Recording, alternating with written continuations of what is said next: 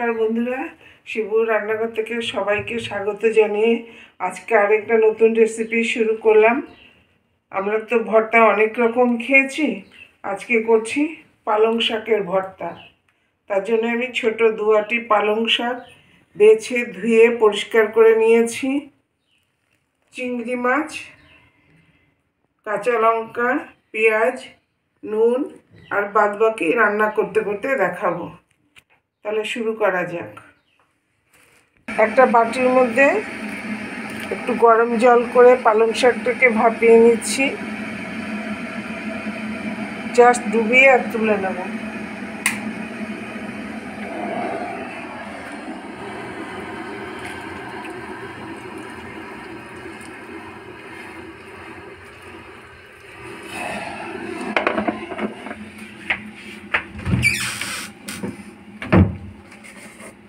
একটুখানি চিনি দিয়ে দিচ্ছি, তাহলে কি হয়, রংটা ঠিক থাকে।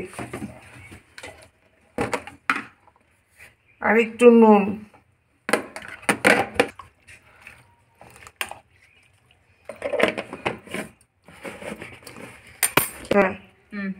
হ্যাঁ, এবারে ছেঁকে নিচ্ছি পালং শাকটাকে।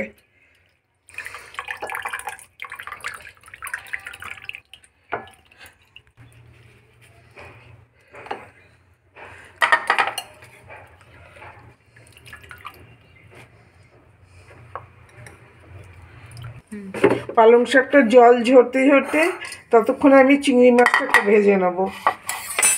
একটা কড়াই বসিয়ে দিলাম,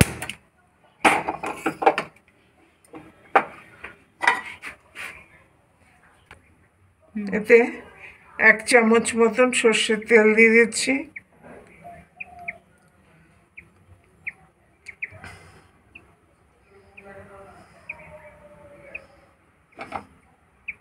নিয়ে নিলাম 1/2 চামচ নুন। এবার চিংড়ি মাছটাকে নিয়ে নিলাম, নুন হলুদ ভালো করে মাখিয়ে নিচ্ছি। তেলটা ভালো মতো গরম হয়ে গেছে, এবারে চিংড়ি মাছগুলোকে ভেজে নিচ্ছি।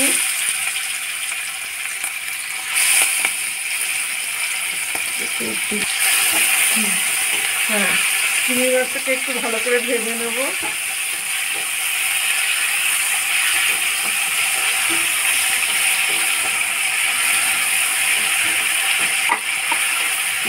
লাল করে ভাজবো না, শক্ত হয়ে যাবে, জাস্ট একটু নেড়ে নেব।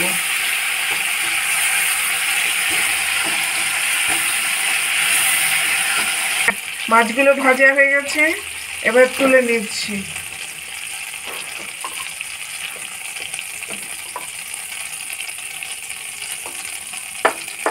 ওই তেলে পেঁয়াজটা ভেজে নেব।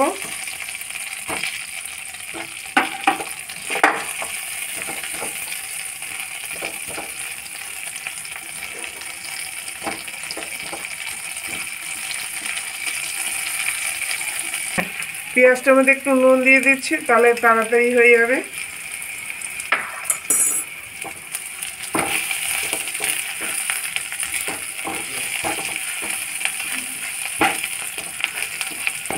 হ্যাঁ, পেঁয়াজটা ভাজা হয়ে গেছে, তুলে নিচ্ছি।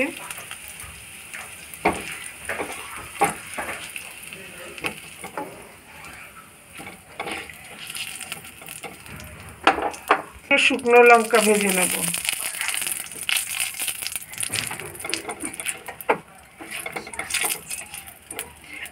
এবারে মিক্সিতে বড় ডাব্বাটা নিয়ে পালং শাকটাকে পেস্ট করে নেব।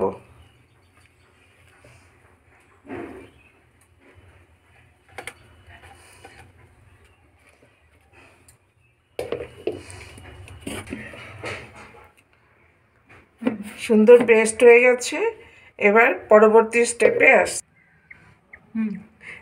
আবার 1 চামচ তেল দিয়ে নিলাম।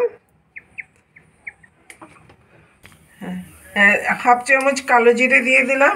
এটা ভাজা হতে হতে চিংড়ি মাছটাকে পেস্ট করে নেব। এই চিংড়ি মাছটাকে হাত দিয়ে একটু ভেঙে নিচ্ছি।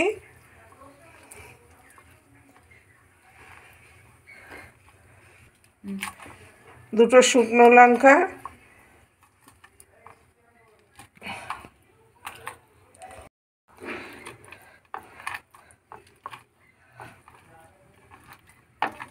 দুটো ভাজা শুকনো লঙ্কাকে ভেঙে নিলাম।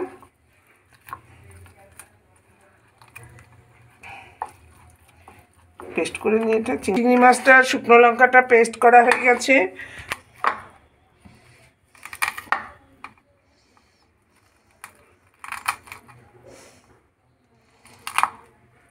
পালং শাকটা যেটা পেস্ট করে রেখেছিলাম ওটা দিয়ে দিচ্ছি। একটুখানি হলুদ দিয়ে দিলাম, নুনও অল্প দিলাম কারণ নুন দুবার দেওয়া হয়ে গেছে অলরেডি।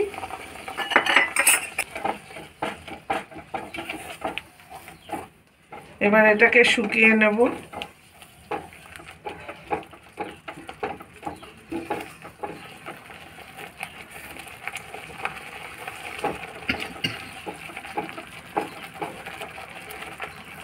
ওখানে গুঁড়ো চিনি দিয়ে দিলাম এই নুনটাকে ব্যালেন্স করার জন্য।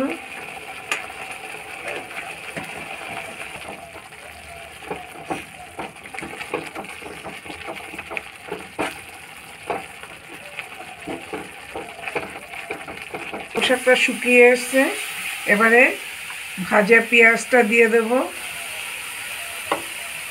আর চিংড়ি মাছটা দিয়ে দেব।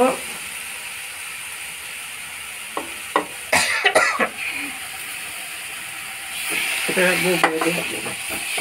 তাহলে ভালো লাগবে।